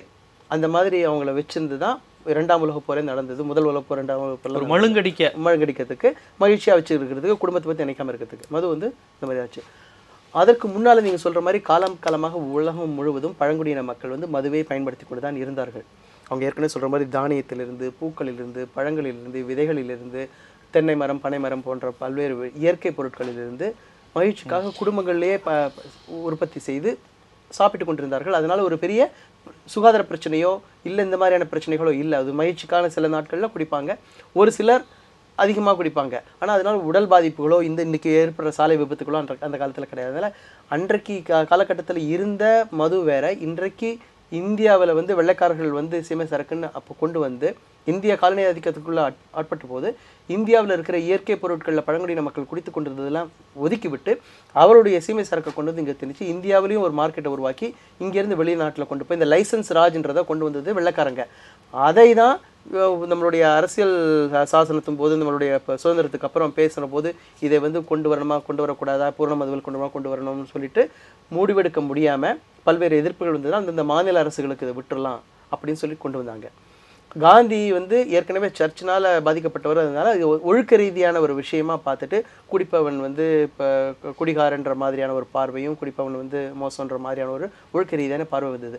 ஆனால் காலமாக இது ஒரு கலாச்சார விஷயமா இருந்தது. இன்றைக்கு தோழர் சொல்கிற மாதிரி இன்றைக்கு தமிழகத்திலையும் சரி, இந்தியாவில் இருக்கிற பல்வேறு மாநிலத்திலையும் கொடுக்குற சாராயன்றது பட்ட சாராயம் தான் கொடுக்குறாங்க. தமிழகத்தை விட மிக மோசமானது வந்து ரெக்டிஃபைடு ஸ்பிரிட்டு உத்தரப்பிரதேசில். அது வந்து கெமிக்கல் முழுக்க. அதில் தமிழகத்துலேயும் ரொம்ப மோசம்தான்.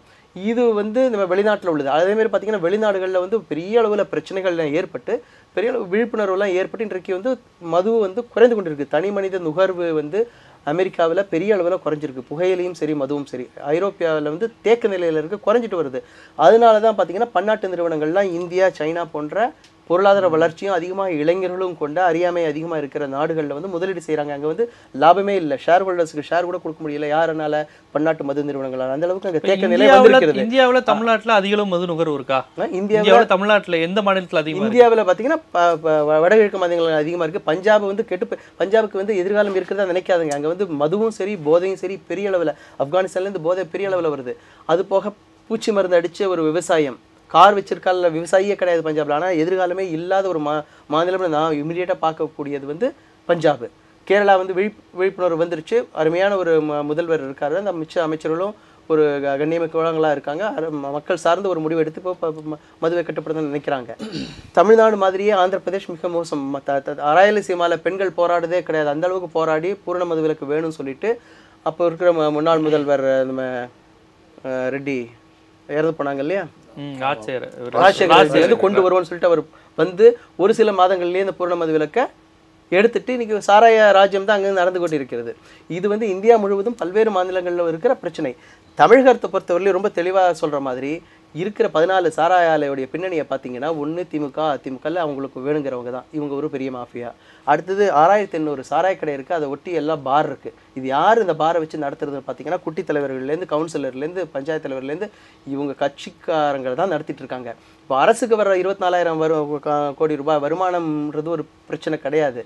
இன்றைக்கி இந்த 6800 கடைகளையும் பார்களையும் நிர்வகிக்கிறவங்களுக்கு தினம் பெரிய அளவில் சுரண்டி பணம் சம்பாதிச்சிட்டு இருக்காங்க. சாராயம் மட்டும் இல்லாமல் வாட்டர் பாக்கெட்டு, சைட் டிஷ்ஷு, கண்ட குப்பையை போட்டுட்டு இளைஞர்களுக்கு வந்து பார்த்திங்கன்னா தற்கொலை பண்ணிக்கிற மாதிரியான விஷயங்கள். இன்னும் குடிக்கிறதே லிவரை பாதிக்கும்.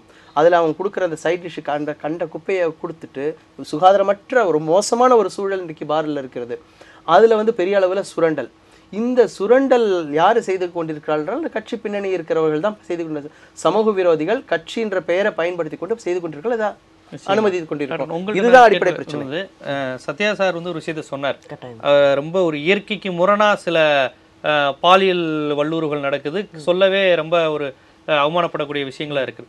அப்போ குடிச்சிட்டா வந்து ஒரு எப்படி அந்த சமயத்தில் மட்டும் ஒரு மனநிலை முழுமையாக பாதிக்குமா? இது நமக்கு அக்கா, இது சித்தப்பா, இது நமக்கு பிறந்த குழந்தை, இதெல்லாம் மாறி போகிற அளவுக்கா அந்த அளவு போகுது? அதாவது தன்னை மறப்பாங்கங்கிறது சரி, இதெல்லாம் கூட மறக்கக்கூட ஸ்டேஜ்னா அது கிட்டத்தட்ட ஹோமோ ஸ்டேஜ் அளவுக்கு தான் நடக்கும். இல்லை அவங்களுக்குள்ள வக்கரங்களை அப்படி பண்ண சொல்லுதா? அதை எப்படி பார்க்குறது நம்ம? இப்போ அவர் சொன்ன உதாரணங்கள்லேருந்து நீங்கள் சொல்லுங்களேன். 2 விதமா பிரிக்கலாம் சார்.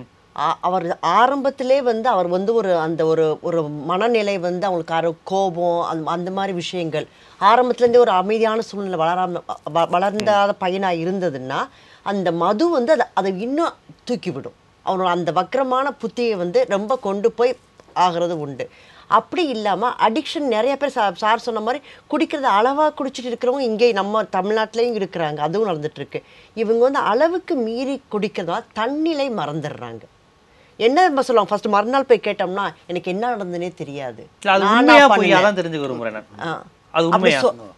அப்படி வந்து பாதி பல பேர் வந்து தப்பு செய்யறதுக்காக நம்ம குடிச்சிட்டு போவோம், குடிச்சிட்டு போய் கொலை செய்யறதுக்கோ கொள்ளையடிக்கிறதுக்கோ இல்லை வேறு விதமான கலவரங்களை தூண்டுறதுக்கோ குடிச்சிட்டு போறாங்கல்ல, அப்போ அவங்களுக்கு மனநிலை இருந்து குடிக்கிறாங்களா இல்லை குடிக்கிறதுனால அந்த மனநிலை வருதான்னு கேட்டேன். இல்லை தப்பிக்கிறதுக்காக சில விஷயங்களை செய்யறாங்களா? தப்பிக்கிறதுக்காக கிடையாது சார், பட் அவங்க அப்படி ஆயிடுறாங்க கட்டாயமா. அது அடிக்ஷன் வந்து அவங்களுக்கு பண்ணுறீங்க. சார் சொல்ற அளவுக்கு அந்த மனநிலை போகுது நிச்சயமா. அதை விட மோசமான சொல்ல முடியாத அளவுலாம் நிறைய விஷயங்கள் இருக்குது. சார் சொல்றது நம்ம மேற்கு மாவட்டத்துல தம்பியே அண்ணன் கண்டிச்சிருக்கிறார், அவ இது மாதிரி தண்ணி அடிக்காதா அப்படின்ட்டு. அவன் உடற்பயிற்சி செய்யற அந்த பைப் எடுத்துமே அண்ணன் அடிச்சு காலி பண்ணிருக்கான். இன்னைக்கு மாலை செய்தி. நாங்க கூட பேசுறப்ப எங்களோட மீட்டிங்ல நாங்க ரிசர்ச் பண்றப்ப பேசுறப்ப இது வந்து இதே மாதிரி விஷயங்கள் எல்லா விஷயங்களுமே சார் சொன்னது ரெண்டு மதுரையில் நடந்த 2 இன்சிடென்ட் சொன்னார்ல, சார் சொன்னது வந்து நிறைய நடக்குது, நிறைய மறைக்கப்படுது. அந்த 2 தாய்மாரும் அங்க வந்துட்டாங்க, நிறைய பேர் வந்து மறைச்சு குழி தோண்டி போறதுக்காக மனசுக்குள்ள வச்சுட்டு அவர் சமாதானப்படுத்தி கொண்டு போறது, அதை மறைச்சு கொண்டு போறது. ஒரு அண்ணனால பாலியல் தொந்தரவு கொடுக்கப்பட்ட பெண் அவ சூசைட் பண்ணிட்டு அது இயற்கை மரணமாக காமிச்சு நிறைய விஷயங்கள் மறைக்கப்படுது. ஏன்னா அவங்க வந்து குடும்பமானத்தை காப்பாற்றணுக்காக. இது எல்லாத்துக்குமே அடிக்ஷன் தான். ட்ரக் அடிக்ஷன்ஸ் வந்து கொஞ்சம் இருக்குது, பட் வந்து இந்த ஆல்கஹால் அடிக்ஷன் வந்து ரொம்ப இருக்குது பிகாஸ் ஆஃப் அவைலபிலிட்டி. இப்போ நம்ம என்ன சொல்ல போகிறோம்னா மதுவிலக்கு ஏன் கொண்டு வரோம்னா அவைலபிலிட்டி கட் பண்ணாதான் இதை குறைக்க முடியும். நீ குடிக்காத பிரச்சாரம் பண்ணுறது வேற, திறந்து வச்சுட்டு பிரச்சாரம் பண்ணுறதுல அர்த்தமே இல்லை சார். அது இருக்கக்கூடாது, ஒழிச்சாதான் நம்ம வந்து சரிப்படுத்த முடியும். நம்ம இன்னொன்று பல்வேறு விஷயங்களுக்கு இப்போ நடக்கிற பாலியல் வக்கரங்கள் எல்லாத்துக்கும் மது ஒரு காரணங்கிறாங்க. மதுவும் ஒரு காரணம். ஏன்னா எல்லாருமே ஒரு காலத்துல வந்து அவன் குடிச்சதுனால ஒய்ஃப் அடிச்சிட்டான் அப்படி ஒரு கான்செப்ட் சொல்லப்படுது. அப்ப ஒரு ஆணாதிக்க வக்கரங்கள் எல்லாத்துக்குமே மது ஒரு காரணம் காட்டி தப்பிக்கிற ஒரு விஷயமா அது போயிடாது. தொடர்ந்து இந்த மாதிரி விஷயங்கள் பாலியல் வக்கரங்கள் எல்லாம் மதுவினால மட்டும் நடக்குதா இல்ல ஏற்கனவே இங்க இருக்கக்கூடிய ஒரு ஆல்ரெடி சொன்ன மாதிரி ஆரம்பத்திலே சைக்கலாஜிக்கலா வந்து அவருக்குள்ள இருக்க எண்ணங்கள், தீய சக்திகள், நெகட்டிவ் தாட்ஸ் சார் சொன்னதுக்கு முழுமையா மதுவை காரணம் சொல்லலாம். ஏன்னா தாயோடையும் தங்கையோடையும் நடக்கிற அந்த விஷயத்துக்கு இல்ல அந்த விஷயத்துல எப்படின்னா அவனுக்கு வந்து அந்த பாலியல் விஷயமே வந்து ப்ராப்பராகவே மனசுல இருந்திருக்காது. ஆரம்பத்துல வக்கரமான எண்ணங்கள், தப்பான விஷயங்களை பார்த்து அது ஒரு இயற்கையான அருமையான விஷயமே தெரியாம தப்பா தான் இருந்திருக்கும். ஏன்னா முதல்ல எல்லாம் வந்து ஒரு புக்ல படம் வர்றதே ரொம்ப அதிசயமா இருக்கு. இப்ப வந்து நெட்டை ஓபன் பண்ண எல்லாமே அவைலபிலிட்டி இருக்குது. ஸோ அந்த பசங்களுக்கு அதை பார்த்து ஆரம்பத்திலேயே மது வந்து ஒரு ஊக்குவிக்கிறதே தவிர ஆரம்பத்திலே மனதால அவர்களுக்கு வந்து அந்த விஷயங்கள் எல்லாம் வந்து ஒரு கரை படிஞ்சுதான் இருக்குது. இந்த மது வந்து தூண்டி விடுது. ஸோ அந்த வக்கரமான புத்தியை வந்து மது வந்து அது ஒரு தூண்டி விடுறதுனால அந்த நேரத்தில் என்ன நடக்குதுன்னு தெரியாம தன்னையும் மீறி நடக்கிற விஷயம். பாலியல் வக்கரங்கள் முற்றிலுமா ஒழிக்க முடியாட்டாலும் ஓரளவு கட்டுப்படுத்த முடியும். மது விலக்கு கட்டாயமா, நிச்சயமாக. இப்போ மது விலக்கு அப்படிங்கிற விஷயம் வந்து எல்லாருமே ஒத்துக்குவாங்க. யாருமே வந்து குடிச்சிக்கிட்டே இருக்கணும் மக்கள் யாரும் சொல்ல மாட்டாங்க. ஆனால் சில எழுத்தாளர்கள் அதை சில பேர் வந்து எழுத்தாளர்கள், படைப்பாளிகள், கண்ணதாசன் போன்றவர்களாம் அதில் வேறு மாதிரி இது பண்ணவங்க. பட் என் வாழ்க்கையை ஃபாலோ பண்ணாதீங்கன்னு தான் அவங்களாம் சொன்னாங்க. இப்போ இந்த சூழ்நிலையில் முழுமையாக மதுவுக்கு அடிமையான ஒருவனுக்கு வந்து அது குடிக்கலைன்னா கை கால் நடுங்குங்கிற மாதிரி ஆட்களுக்கான போதுவான முகாம்கள், ஆல்டர்னேட்டிவ்லாம் இருக்கா? ஏன்னா மது விலக்கு உடனே கொண்டு வரும் பட்சத்தில் அந்த மது நோயாளிகளுக்கு நீங்கள் என்ன பண்ணுவீங்க? காலேஜ் பசங்களுக்கு அது நல்லது, அந்த நோயாளிக்கு உடனடியான தீர்வுக்கு நம்ம என்ன செய்கிறது? இல்லை, அதாவது முதல்ல அரசை நிர்வாகம் பண்ணக்கூடியவர்களுக்கு இது வந்து ஒரு மிகப்பெரிய தீமை. இதனால் சமூகம் இந்த அளவுக்கு செல்லரிச்சிட்டு போகுது. இதனால் ஒட்டுமொத்த மனித வளமும் சீர்குலைஞ்சிரும். இவர்களை நல்வழிப்படுத்தணும், இவர்களுக்கான ஒரு மேன்மையை உண்டாக்குறதுக்காக ஒரு முயற்சி பண்ணணுன்ற ஒரு நல்ல சிந்தனை கொண்ட ஒரு ஆட்சியாளர் வேணும். இதுவரை அதுவே இல்லை. அதுவே கிடையாது. முடியும். அப்படி வந்தால் எல்லா பிரச்சனைக்கும் தீர்வு இருக்கு. நிச்சயமா குழந்தைகளுக்கு இந்த பிரச்சனைகள்ல அடிக்ட் ஆகிறவங்களை தடுக்கிறதுக்கான பிரச்சாரம் செய்யலாம். மது அடிமைகளாக ஆனவர்களுக்கு சிகிச்சை கொடுத்து அவர்களை மீண்டும் நல்ல முறையில் வாழ வைக்கலாம். இது எல்லாமே செய்யறதுக்கு நல்ல மனம் கொண்ட ஆட்சியாளர்கள் வேணும்ன்றது தான் இதுல அடிப்படை. திரைப்படங்களே விளம்பரங்களே சிகரெட்டோ மதுவோ வந்தா கீழே போடுறாங்களே, இது உடல்நலத்துக்கு கேடுன்னு இல்ல, போடுறாங்க. அதாவது அது ஒப்புக்கான ஒரு வார்த்தைகள், உள்ளார்ந்த செயல்பாட்டோட அந்த வேலைகளை அரசு செய்யுமேயானால் இந்த பிரச்சனைகளுக்கு தீர்வு வரும். அது வரைக்கும் இதுல தீர்வு வரும். ஏன்னா இன்னைக்கு அவங்களுக்கு இந்த ஒரு சில போதைகள்ல இந்த மக்களை வைத்திருக்கணுன்றதே ஒரு சில அரசியல் நடவடிக்கைகளாக இருக்கு நாட்டுல. சும்மா அது ஏதோ போதை சிந்திச்சிடக்கூடாது. ஆமா, சிந்திக்க கூடாது. இப்போ கூடங்குளம் போராட்டம் நடந்துச்சு சார். கூடங்குளம் போராட்டத்துல அங்க மக்கள் எழுச்சியோட போராடிட்டு இருக்கும்போது 5 புதிய கடைகளை கொண்டு போய் திறக்கிறாங்க. மழு கிடையாது. போராட்டத்தை மழு கிடையாது. புதிய ஒயின் ஷாப்புக்கு அங்கே திறக்கப்படுது. பெண்கள்லாம் சேர்ந்து போராட்டம் பண்றாங்க. அதாவது பாதி விலைக்கும் கால் விலைக்கும் ஒயின் அங்கே சப்ளை செய்யப்படுது அந்த போராட்டத்தை நாசப்படுத்துவதற்காக வேண்டி. இன்னைக்கு மலைவாழ் மக்கள் பழங்குடியினர் வாழக்கூடிய பகுதிகளில் மது சப்ளை செய்யப்பட்டு அவங்களை காடுகளை விட்டு வெளியேற்றுறதுக்கு இன்னைக்கு அவங்க முழு குடியார்களாகிறாங்க. இன்னைக்கு தமிழ் இந்து பத்திரிகை கூட செய்தி வந்திருக்கு பாருங்க. அரசுக்கு இது ஒரு கருவியா பயன்படுத்தப்படுது.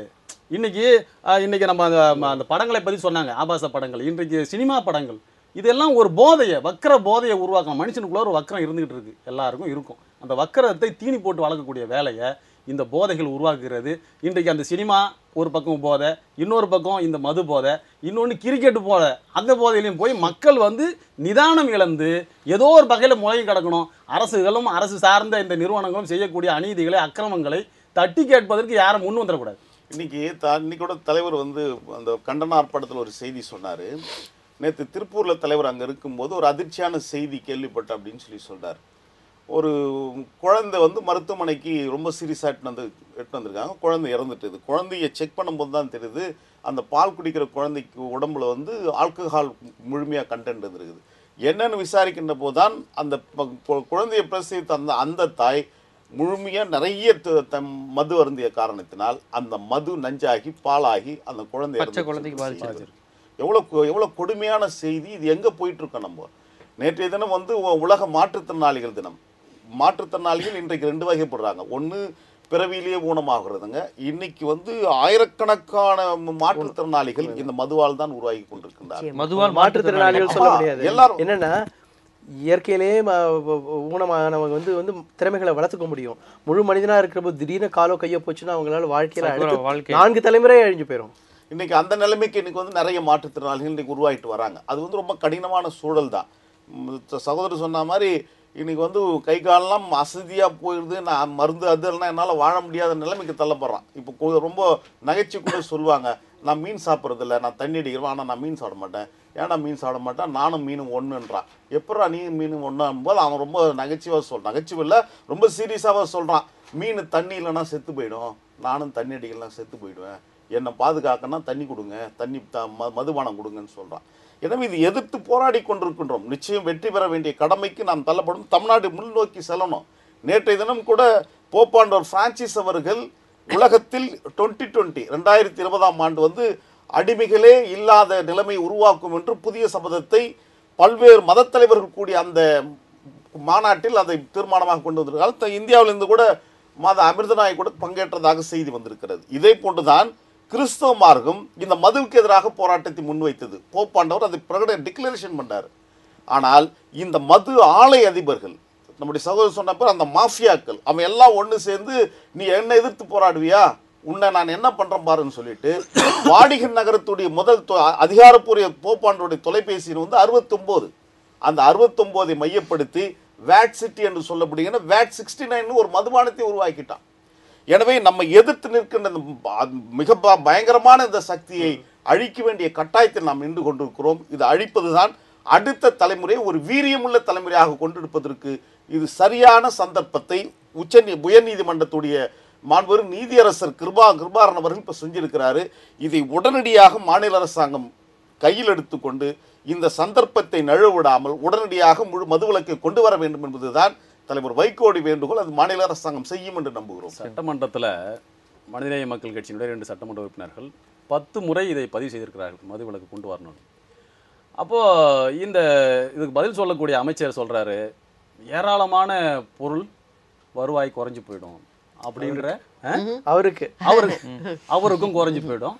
அப்போ இதை வைத்து அதாவது எப்படி பார்க்குறாங்கன்னு சொன்னால், ஒரு மனிதனை அதை சரிப்படுத்த வேண்டிய அரசுனா என்ன? அரசுன்னு சொன்னால் மக்களினுடைய தாழ்ந்துருக்காங்கன்னா அவங்கள உயர்த்தி தூக்கி விடுறது, அவங்களுக்கு கல்வி கொடுக்குறது, அவங்களுக்கு சுகாதாரத்தை வழங்குவது, பல்வேறு பணிகள் இருக்குது. அதுக்கு வந்து சாராயத்தை கொடுத்து கொள்வது அரசா? அதிலிருந்து வருவாயை எடுத்து அவர்களுக்கு மிக்சி கிரைண்டர் கொடுப்பது அரசா? இந்த கேள்விகளை அங்கே கேட்கும்போது வருவாய் குறைஞ்சு போய்டும்னு சொல்லும்போது நம்முடைய சட்டமன்ற உறுப்பினர்கள் அங்கே அஸ்லம் பாஷா உள்ளிட்டவர்கள் சொல்லும்போது சொன்னாங்க, ஏற்கனவே கனிம வளங்கள் இன்னைக்கு கொள்ளையடிக்கப்பட்டு இருக்குது. ஒரு பக்கம் கிரைனட்டு, மணல் கொள்ளை, இப்படி பல கொள்ளைகள் நடந்துட்டு இருக்கு. அதை முறைப்படுத்தினால அரசுக்கு பல விதங்களில் வருவாய் வர்றதுக்கான வாய்ப்பு இருக்குது. வருவாய் வருவதற்கான அந்த வாய்ப்புகளை நீங்கள் தேடாமல் அதெல்லாம் தனியாரை கொள்ளடிக்க விட்டுட்டு இதை போய் கேவலமான முறையில் அரசு சாராய கடை நடத்துறது, கல்வி நிறுவனங்களை தனியார் நடத்துறது, சாராய கடையை அரசு நடத்துறதுன்னு சொன்னால், அது அந்த கிருபாகரன் நீதிபதி அவர்கள் கேட்குற கேள்வி என்ன, சட்டம் போட்டிருக்க குடிச்சது வண்டி ஓட்டினா அதுக்கு தண்டனை கைதுன்னு சொல்கிற, தண்டனைன்னு சொல்கிற, அது கிரிமினல் சட்டம்னு சொன்னால், நீ எப்படி சாராய கடை நீ நடத்துகிற, அரசு எப்படி நடத்துது என்ற கேள்வி எழுப்பியிருக்கார். 11 கேள்விகள், ரொம்ப அருமையான கேள்விகள்லாம் பதில் என்ன சொல்ல போகிறாங்கன்னு தெரியல. அப்போ வந்து முதல்ல இவங்க வந்து செய்யக்கூடிய வேலைகள் மக்களுக்கான சிந்தனை, மக்களுக்காக நன்மை செய்யணும், இவர்களுக்கு இப்படிலாம் பாதிக்குதுன்ற சிந்தனை கொண்டவர்களாக இருந்தால்தான் இது சாத்தியமே தவிர, இல்லைன்னு சொன்னால் தேர்தல் வரும்போது கடைசியில் ஒரு கோட்டரும் ஒரு 1000 ரூபா பணமும் கொடுத்துட்டு ஓட்டை வாங்கணுன்ற சிந்தனை அடுத்த தேர்தலை மட்டுமே சிந்திக்கக்கூடிய அரசியல்வாதிகளால் இதை நிச்சயமாக செய்ய முடியாது. அவர்களை நிர்பந்தப்படுத்தக்கூடிய வேலைகளை இன்றைக்கு அரசியல் கட்சிகள், சமூக அமைப்புகள், இது போன்ற சமூக ஆர்வலர்கள் இவங்கெல்லாம் களத்தில் இறங்கி போராடி நிர்பந்திக்கப்பட்டால் அவர்கள் கட்டாயமாக அந்த நிலைக்கு வருவாங்க. அது போன்ற ஒரு எழுச்சியும் புரட்சியும் நிச்சயமாக நம்ம நாட்டில் உருவாகுன்றது தான் இன்றைக்கு யதார்த்தமான நிலை. இதுக்கு மக்களும் ஒரு உடந்தையா இருக்காங்கங்கிற விஷயமும் இருக்கு. ஏன்னா அரசியல் கட்சியில் என்ன நினைக்கிறாங்க, நீங்க இவ்வளவு தூரம் உட்காந்து அவங்க குடல் போயிடும், கல்லீரல் போயிடும், பொருளாதாரம், படிப்பு, அடுத்த கட்ட சிந்தனை வளர்ச்சி, சமூக வளர்ச்சின்னு சொல்றீங்க. அவங்க ஆண்களுக்கு சாராய கடை கொடுக்குறோம், பெண்களுக்கு மிக்சி கிரைண்டர் இலவசமாக கொடுக்குறோம், ரெண்டுமே ஒரே சைடு நடந்துருது, நலத்திட்டங்களும் கிடைச்சிருது, வருவாயும் கிடைச்சிருது, ஓட்டும் கிடைச்சிருக்குன்னு தானே அரசியல் கணக்கில் பார்க்குறாங்க. அப்போ மக்கள்கிட்டையும் இது குறித்து ஒரு தெளிவு தேவையாக இருக்கு. நம்ம நாட்டில் மக்களுடைய நிலைகள் வந்து ஜாதி நிலையில் அவங்களுடைய படித்தரங்கள் இருக்கிறது, அவருடைய விழிப்புணர்வும் அந்த அடிப்படையில் தான் இருக்குது. இன்றைக்கு குடித்து விட்டு குடிக்க அடிமையாகி சாகக்கூடியவருடைய புள்ளி விவரங்களை எடுங்க. அதில் வந்து அந்த உயர்தட்டில் இருக்கக்கூடியவர்கள், நல்ல படித்தவர்கள், அடுத்து உயர் ஜாதியினர் அப்படின்னு சொல்லக்கூடியவங்களுடைய புள்ளி விவரம் எவ்வளோ பேர் குடிக்கிறாங்க ஒரு கணக்கு எடுங்க. இந்த ஒடுக்கப்பட்ட மக்கள், தாழ்த்தப்பட்டவன், பிற்படுத்தப்பட்டவன், இவன்லாம் இருக்கான் பாருங்க, காலனியில் வேலை செஞ்சுக்கிட்டு சாக்கடையில் இறங்கிக்கிட்டு, இவர்களுடைய எண்ணிக்கை எடுங்க. இன்னைக்கு டாஸ்மாக் கூட இல்லை, கள்ளச்சாராயம் 10 ரூபா ஒரு பாக்கெட்டு, 10 பாக்கெட் வாங்கினா ஒரு பாக்கெட் ஃப்ரீ, குடிச்சிட்டு அப்படியே கிடக்குறான், கண்ணு போயிடும். விஷசாராயம், அது விஷசாராயத்தை குடிச்சு சாகிறான். அவனுக்கு அதை பற்றிலாம் எந்த கவலையுமே இல்லை. அப்போ இது எல்லாம் தரப்படுத்த வேண்டிய, இவர்களுக்கு இதை விழிப்புணர்வு ஊட்ட வேண்டிய ஒரு அந்த மனிதநேயம் முதல்ல அரசுகளுக்கு வேணும். இது எல்லாம் அதாவது அவனுக்கு ஏதோ என்ன நடக்குதுன்னு தெரியாத இருக்காங்க. கல்வியை விழிப்புணர்வு கிடையாது, எந்த எதிர்காலம் பற்றி சிந்தனை கிடையாது, ஏதோ கிடைக்கிறத குடிச்சிட்டு போகிறான். இப்போ அதாவது செத்த மாட்டை தூக்குறதுக்கு இவனே கொடுக்கலாம். இப்போ சார் சொன்ன மாதிரி இவன் அந்த தரப்புகளை அது அழுத்தம் கொடுக்கப்படுகிறது அந்த மக்களுக்கு. அப்போ வந்து அவனால் அது விழிப்புணர்வு இல்லாமலேயே அழிந்து கொண்டிருக்கக்கூடிய நிலையில் அரசுகள் அதை ஊக்கப்படுத்தக்கூடியது, அதே சாராயத்தை விற்கக்கூடிய வேலையை அரசுகள் செய்யக்கூடாது அப்படின்றது தான் நம்முடைய அரசு உடனே நிறுத்தணும், ஒட்டு மொத்தமாக இதை மூடணும். இதுக்கு விழிப்புணர்வு ஊட்டக்கூடிய வகையில் செயல்பாடுகளை அமைக்கணும். இன்றைக்கி தொலைக்காட்சி இருக்குது, அடுத்து பல்வேறு விதங்கள் இன்றைக்கு எடுக்கும்போது பல்வேறு விதங்கள் இருக்குது. இதெல்லாம் விழிப்புணர்வுகள் பிரச்சாரங்கள் செய்து இதை பற்றிய ஒரு தவறுன்ற ஒரு சிந்தனையை உருவாக்கணும். என்னைக்கு மேடம் சொன்னாங்க, அதாவது வந்து ரொம்ப ஈஸியாக கிடைக்குது, அது தப்புன்ற ஒரு சிந்தனையை உருவாக்கினாங்க. இன்றைக்கி சாதாரண குளிர்பானம் இருந்தது போன்ற சின்ன பசங்க குடிக்கிறான். இது பெரிய தப்பு, இது எதிர்காலத்தையே சூனியமாக்கிடும், மது நாட்டுக்கு வீட்டுக்கு கூட கேடுன்னு சொல்லிட்டு, உயிருக்கு கேடுன்னு அதில் போட்டுவிட்டு வித்துடலாமா? அது எவ்வளவு பெரிய கேடு. செய்தி சொல்றாங்க, மது அருந்துகிறவர்கள் வந்து பொதுநலவாதியா, மது அருந்தாதவர்கள் சுயநலவாதின்னு. ஏன்னு கேட்டா மது இருந்தானா அதுக்கு அரசாங்கத்துக்கு பணம் போகுது, நீ மது இருந்தெல்லாம் வீட்டுக்கு தானே நல்லது, அவன் பொதுநலவாதியா, குடும்பத்துக்கு மட்டும் சம்பாதிக்கிறேன், அரசுக்கே சம்பாதிச்சு பல்வேறு இது போன்ற நகைச்சுவைகள் வருது. அதாவது நான் தள்ளாடிட்டு இருக்கிற வரைக்கும் அரசு ஸ்டெடியா இருக்கும், நான் ஸ்டெடி ஆயிட்டேன்னா அரசு தள்ளாடினோம் அப்படின்னு இதெல்லாம் நகைச்சுவை வருது. இதெல்லாம் மிகப்பெரிய வைத்தறிச்சல்கள். இதெல்லாம் மக்களுடைய எதிர்காலத்தை நாசப்படுத்தக்கூடிய இந்த இதை வந்து கடுமையாக இன்னும் கண்டித்து அரசுகள் இதுக்கு முன் வரணும். முதல்ல அதை நிர்பந்திக்க வேண்டிய வேலைகளை தான் இப்போ நம்ம செய்யணும், அடுத்தடுத்து கொண்டு போனோம். மதுவை பொறுத்தவரையிலையும் விழிப்புணர்வு பிரச்சாரங்கள்லாம் ஓரளவுக்கு தான் ஈடுபடும். விழிப்புணர்வு பிரச்சாரங்கள் வந்து மதுவை கட்டுப்படுத்துவதில் இருக்கிற பல்வேறு யுக்திகளில் விழிப்புணர்வு பிரச்சாரமும் ஒன்று. ஆனால் அது மூலமாக கட்டுப்படுத்த முடியாது. இது நான் சொல்ல, உலக சுகாதார நிறுவனம் சொல்லுது. அதனால தான் நாங்கள் கூட என்ன பண்ணுறோம்னா, ஒருங்கிணைந்த மது தீங்கு கட்டுப்பாட்டு கொள்கைன்னு ஒரு வரைவை உருவாக்கி இந்த அரசுக்கு 2-3 தடவை அனுப்பிச்சிருக்கோம், சிஎம் செல்லுக்கு அனுப்பிச்சிருக்கோம், எதுவுமே நடக்கலை. உலக சுகாதார நிறுவனம் என்ன சொல்கிறாங்கன்னா, மதுவை கட்டுப்படுத்துவதற்கோ இல்லை புகையிலை எதாக இருந்தாலும் சரி, பிரச்சாரங்கள் மட்டும் ஈடுபடாது. 3A அஃபோர்டபிலிட்டி, அக்சசிபிலிட்டி, அதுக்கப்புறம் என்னது அவைலபிலிட்டி, இந்த 3ம் நிறைய உற்பத்தி பண்ணுறத கட்டுப்படுத்தணும், அருகாமையில் கிடைக்கிறத கட்டுப்படுத்தணும். அதிக விலை இருந்ததுன்னா வாங்க முடியாது. இப்போ பார்த்தீங்கன்னா சிகரெட்டை வந்து முதல்ல பாக்கெட்டாக விற்கணும்னாங்க, இன்னைக்கு செய்தி என்னென்னா திருப்பி லூஸ்லேயே விற்க தான் போகிறோம். இதை இடதுசாரிகள் ஒரு முறை வந்து கடுமையாக கண்டிச்சாங்க. நீங்க விலையை ஏத்துறதுனால இது குறைக்க முடியாது, அதனால அவன் வாழ்க்கை இன்னும் கொஞ்சம் தான் கீழே போகுதுன்னு தான் வந்து நம்மளுடைய இப்போ முதல்ல நம்மளுடைய பாராளுமன்றம் வந்து இந்த விஷயத்தை விவாதித்த போது அந்த விவாதங்கள்லாம் எடுத்து பார்த்தீங்கன்னா அதுலேயும் இடதுசாரிகள் இதே எதனால இன்றைக்கு தேசிய அளவில் வந்து ஒரு கொள்கை உருவாகாமல் மத்திய அரசு கையில் இல்லாமல் மாநில அரசுகளுக்கு வந்து இந்த இது வந்து வழிபாட்டு கொள்கையில் போனதுக்கு வந்து ஒரு முக்கியமான காரணம் வந்து இடதுசாரிகளும் என்ன சொன்னாங்க, அப்போவே வந்து கோட்டாலாம் இருந்தது இல்லை, வெள்ளைக்காரங்க முடிஞ்சு இந்தியா இப்போ சுதந்திரம் படைச்ச போது பணக்காரனுக்கு முதலாளிகளுக்கு மட்டும்தான் கோட்டா சிஸ்டமாக, உழைப்பாளருக்கு உடல் உழைப்பாளருக்கு வந்து நீங்கள் வந்து தடை செய்கிறது வந்து எந்த விதத்தில் நியாயம்னு சொல்லிட்டு அப்போ ஆர்குமெண்ட் கொடுத்ததுனால தான் அது வந்தது. அவங்க சொல்கிறதுல வந்து ஒரு பக்கம் நியாயம் இருக்குன்னு, மது வந்து நீங்கள் கட்டுப்படுத்த முடியுமா, முப்பூரண மதுவிலக்கு கொண்டு வர முடியுமா, முடியாதுன்னா அது ஒரு கலாச்சாரமாக இருக்கிறது. ஆனால் மது தீங்கிலேருந்து மக்களை எப்படி பாதுகாக்கிறதுன்னு பார்க்குற போது நீங்கள் பல விஷயங்கள் செய்ய முடியும். இன்னைக்கு படிப்படியாக நீங்கள் வந்து இன்னைக்கு வந்து இந்தியாவில் வந்து அதிகமாக இளைஞர்களை கொண்ட நாடு, நீங்கள் சொல்ற மாதிரி பொருளாதார வளர்ச்சி இருக்கிற நாடு. இன்றைக்கு வந்து அடுத்த தலைமுறை தான் இந்தியாவுடைய சொத்துன்னு சொல்லிட்டு இருக்கோம், ஹியூமன் ரிசோர்ஸ்ன்னு சொல்லிட்டு இருக்கோம், மனித வளம் சொல்லிட்டு இருக்கோம். ஆனால் இந்த மனித வளம் இன்றைக்கு என்ன ஆயிட்டு இருக்குன்னா, இந்த மாதிரியான சமூக பிரச்சனை மட்டுமல்லாது நான் கம்யூனிகபிள் டிசீஸ் தொற்றா நோய்களில் இன்றைக்கு அப்படியே மாட்டிக்கிட்டு இருக்காங்க. காலமாகவே இந்தியா வந்து ஒரு ஏழ்மை நாடாக இருக்கிறது. மலேரியாலேருந்து ஆரம்பித்து, காச நோயிலேருந்து ஆரம்பித்து, ஊட்டச்சத்து குறைபாடு, குழந்தைகள் பிறக்கிற போதே செத்து போகிறது, இல்லை குழந்தைகள் பிறக்கிற போது தாய் செத்து போகிறது, இந்த மாதிரி பல்வேறு ஏழ்மை தொடர்பான நோய்கள்லேயே நம்ம கஷ்டப்பட்டுட்டு இருக்கோம். அதுலேருந்தே நமக்கு விடிவு இல்லை. அப்படி இருக்கிற போது என்ன ஆயிடுச்சுன்னா, மேலை நாடுகளில் இருக்கிற தொற்றா நோய்கள், வாழ்வு முறை தொடர்பான நோய்கள், குறுக்குறே குழந்தைய தாத்தா கூட்டு போகும்போதே வாசலில் வந்து ஒவ்வொரு கடை வாசல்லையும் முதல்ல தோரண மாதிரி தொங்க விடுறது வந்து இந்த குறுக்குறே தான். இந்த மாதிரியான நொறுக்கு தீனி குப்பை உணவு தான் கொடுக்குறாங்க. அதுலேருந்து ஆரம்பித்து மது, புகையிலை, கொழுப்பு உணவு, இந்த மாதிரி பல்வேறு உடல் பயிற்சி இல்லாத ஒரு சூழல், அப்புறம் சுற்றுச்சூழல் சீர்கேடு, இந்த மாதிரி பல பிரச்சனைகள்னால இன்றைக்கி நான் கம்யூனிகபிள் டிசீஸ் சொல்கிற தொற்றா நோய்களில் மாட்டிக்கொண்டு அடுத்த தலைமுறை முற்றிலும் அழிந்து விடும். அடுத்த தலைமுறை இருக்காது. அந்த அளவுக்கு வந்து ஒரு மோசமான சூழல் இருக்குது. இப்போ ஏழ்மை தொகையையும் ஒழிக்க முடியல, ஏழ்மை தொடர்பான நோய்களையும் ஒழிக்க முடியல. போலியோ மட்டும்தான் தடுத்துருக்கோம். திருப்பி பாகிஸ்தான்லேருந்து தீவிரவாதிகள் வரவங்களே திருப்பி போலியோ வரதுக்கான வாய்ப்பு இருக்குது. மற்ற எந்த நோய்களையும் நம்ம ஒழிக்க முடியாத போது இன்றைக்கு புதிய வளர்ந்த நாடுகளில் இருக்கிற இந்த தொற்றா நோய்கள் ஆட்பட்டு அடுத்த தலைமுறை அழிந்து விடும் ஒரு சூழல் இருக்குது. அதில் மது வந்து ஒரு முக்கியமான பங்கு வகிக்கும். நிச்சயமா. நம்ம நிறைவு கருத்து, நம்ம விவாதத்தோட நிறைவு பதிவு வந்துடும். நிறைவு கருத்து உங்கள் நிறைவு கருத்தை பதிவு செய்யுங்க. சார், எதுவாக இருந்தாலும் மது ஒழிப்பு கட்டாயம் வேணும் சார். அது வந்து ஒரு குடும்பத்துக்கு, தனிப்பட்ட மனிதனுக்கு, குடும்பத்துக்கு, சமுதாயத்திற்கு, நாட்டிற்கு, நம்ம தேசத்துக்கே ரொம்ப நல்லது சார். அதுக்காக எல்லாரும் ஒரு மனிதனால் பண்ண முடியாது. இது மாதிரி அமைப்புகள், கட்சி சார்ந்தவர்கள், சமூக ஆர்வலர்கள், நம்மள மாதிரி இருக்கவங்களாம் வந்து போராடணும் சார். போராடினா கட்டாயம் கிடைக்கும். அப்படி பண்ணோம்னா நிச்சயமாக நல்ல அருமையான நாடு, நிறைய வளங்கள் இருக்குன்னு சொன்னோம். டாக்டர் சொன்ன மாதிரி நம்ம இந்தியன் டாக்டர்ஸ்க்கு வந்து வெளிநாடு போனால் எங்கே போனால் ஒரு மதிப்பு இருக்குது. அவ்வளோ நல்ல வந்து நம்ம டாக்டர்ஸ் தெரியும் எங்கேருந்து வர்றாங்க, இங்கேருந்து வெளியே போன டாக்டர்ஸ்க்கும் மரியாதை இருக்குது. அப்படிப்பட்ட ஒரு நல்ல வளமான நாடை வச்சுக்கிட்டு எதுக்காக இப்படி ஒரு தேவையில்லாத ஒரு விஷயத்த நம்மளே வந்து விலை கொடுத்து விஷத்தை வாங்குற மாதிரி அதை ஒழிக்கிறதுக்கு நம்ம எல்லாம் சேர்ந்து, ஒரு மீடியாவாகட்டும், அரசியல் கட்சிகளாகட்டும், சமூகம் எல்லாரும் சேர்ந்து போராடினா நிச்சயம் ஒழிக்க முடியும் சார். அடுத்த வளமான சமுதாயத்தை, ஆரோக்கியமான சமுதாயத்தை, அருமையான சமுதாயத்தை உருவாக்க முடியும்னு என்னோட கருத்து. நிச்சயமா. நன்றி. நிறைவு கருத்து. நன்றி. உங்களோட நிறைவு கருத்தா இப்போ இன்னொரு கல்ச்சர் சார் வந்து சொன்னார், இதுலேயும் பாதிக்கப்படுறது சாதியால் ஒடுக்கப்பட்ட, பிற்படுத்தப்பட்ட, சார் சொல்கிற மாதிரி துப்புரவு தொழிலாளர்கள், இவங்கெல்லாம் ரொம்ப அந்த மது ஒழிப்புங்கிறது ஒரு சமூக நீதியோட தொடர்புடையது அப்படிங்கிற விஷயமாகவும் அப்துல் சமது பார்த்தார். இல்லை இன்னொரு பக்கம் பார்த்தீங்கன்னா இன்னொரு ஸ்டைலான இது ஃபங்க்ஷனாக குடிக்கிறது, லைட்டாக குடிக்கிறது.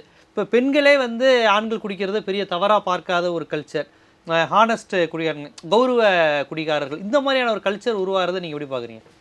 முதல்ல தலைவர் வைகோ சொல்வார் அடிக்கடி, முதல்ல நாம மது அருந்துறோம், பிற்காலத்தை வந்து மது நம்மை அருந்த துவங்கிடும் அப்படின்வார். அது ஒரு மலைப்பாம்பை போல, முதல்ல காலை பிடிக்கும், அதுக்கப்புறம் முழுமையாக நம்ம விழுங்கிடும். எனவே இன்றைக்கு இருக்கிற வேண்டுகோள் என்னன்னா, இன்றைக்கு அறிவியல் சமூகம் ஒரு புதிய கண்டுபிடிப்புகளை நோக்கி அவருடைய சிந்தனையை செயலாக்கம் செய்ய வேண்டும்.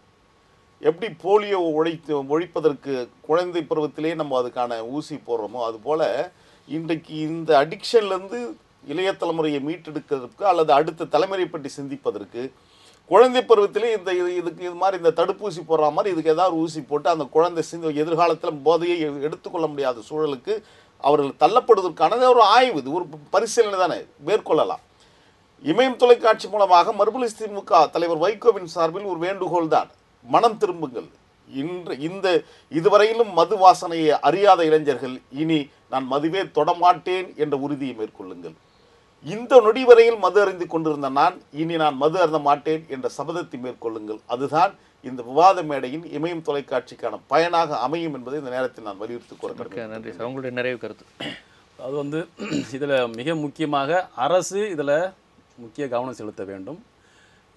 அம்மா என்றவர்கள் உணவு கொடுக்கலாம், உடை கொடுக்கலாம், இருப்பிடத்தை கூட ஏற்பாடு செய்யலாம், பணம் கூட கொடுக்கலாம். சாராயத்தை கொடுக்கக்கூடாது.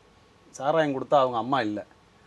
இப்போ மக்கள் முதல்வருக்கும் நாம் இந்த இமயம் தொலைக்காட்சி மூலியமாக வைக்கக்கூடிய கோரிக்கை, உங்களை அம்மான்னு சொல்லிட்டு எல்லாரும் அழைக்கிறாங்க, அதை நாம் மரியாதையோடு பார்க்குறோம். அதை நீங்கள் இன்றைக்கு தமிழ்நாட்டில் இருக்கக்கூடிய மக்களை, உண்மையிலேயே இந்த மக்களை நீங்கள் நேசிப்பதாக இருந்தால், இந்த மக்களுடைய எதிர்காலத்தை மீது உங்களுக்கு அக்கறை இருக்குமையானால், வளமான தமிழகம் அமைய வேண்டும் என்ற சிந்தனை இருக்குமையானால், நீங்கள் உடனடியாக இந்த சாராய கடைகளை அரசுக்கு அவப்பெயரை உண்டாக்கக்கூடிய இந்த மது கடைகளை உடனடியாக மூட வேண்டும் என்பதுதான் எங்களுடைய வலுவான கோரிக்கை. நிச்சயமாக இன்றைய விவாத அரங்கம் நிகழ்ச்சியில் நமக்கு வந்திருந்த 4 ஆளுமைகளும் மதுவிலக்கினுடைய தீமைகள் குறித்தும் மதுவினுடைய அடிமைகளாக முழுமையாக, அதாவது மது நுகர்வோர்கள் என்கின்ற நிலையை தாண்டி மது அடிமைகள் பல பேர் உருவாகி கொண்டு இருக்கிறார்கள். பல்வேறு தொன்மைகளுக்கும் பண்பாடுக்கும் பெருமையான நமது தமிழகம் இப்படி ஒரு அடையாளத்துக்குள் சிக்கிக்கொள்ளலாமா என்பது குறித்தெல்லாம் பல்வேறு தரவுகளுடன் நமது ஆளுமைகள் விவரித்தார்கள் என்றே சொல்ல வேண்டும். குறிப்பாக பாடம் நாராயணன் அவர்கள் இதற்கு அடிப்படையாக குடிக்காதே என்கின்ற பிரச்சாரத்தை விட ஏற்கனவே ஒரு சந்தையை விரிவுபடுத்தி கொண்டு இருக்கிறார்கள். மதுக்கான சந்தையை, உற்பத்தியை அதிகப்படுத்தி கொண்டே இந்த அரசாங்கம் எவ்வாறு மது ஒழிப்பு பிரச்சாரம் செய்யும், அது நிச்சயமாக ஒரு ஏமாற்று வேலைதான் என்கின்ற கருத்தையும் இங்கு பதிவு செய்தார். அரசு கண்டிப்பாக செய்ய வேண்டும். குடிமக்களாகிய நாமும் நாகரிகம் அடைந்தவர்களால், பண்பாடு அடைந்தவர்களால் இருக்கின்ற காரணத்தினால், பகுத்தறிவு உடையவர்களாக இருக்கின்ற காரணத்தினால் நிச்சயமாக நாமும் அரசு தீமையை கொடுத்தாலும் அதிலிருந்து விலகிக் கொள்கிற அறிவை பெற வேண்டும் என்பதே விஞ்ஞான ரீதியாகவும் அரசியல் ரீதியாகவும் சமூக ரீதியாகவும் இங்கு வந்திருந்த அனைவரும் நமக்கு எடுத்துரைத்த ஒரு கருத்துக்களாகவே இதை நாம் எடுத்துக்கொள்ள வேண்டும்.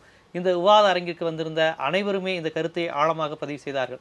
நமது அரங்கிற்கு வந்து இந்த கருத்தை மிக ஆழமாக பதிவு செய்த அப்துல் சமது அவர்களுக்கும், சமூக ஆர்வலர் பாடம் நாராயணன் அவர்களுக்கும், மருத்துவர் வசந்தி பாபு அவர்களுக்கும், மறுமலர்ச்சி திராவிட முன்னேற்ற கழகத்தை சேர்ந்த மல்லை சத்யா அவர்களுக்கும் விவாத அரங்கம் நன்றியை தெரிவித்துக் கொள்கிறது.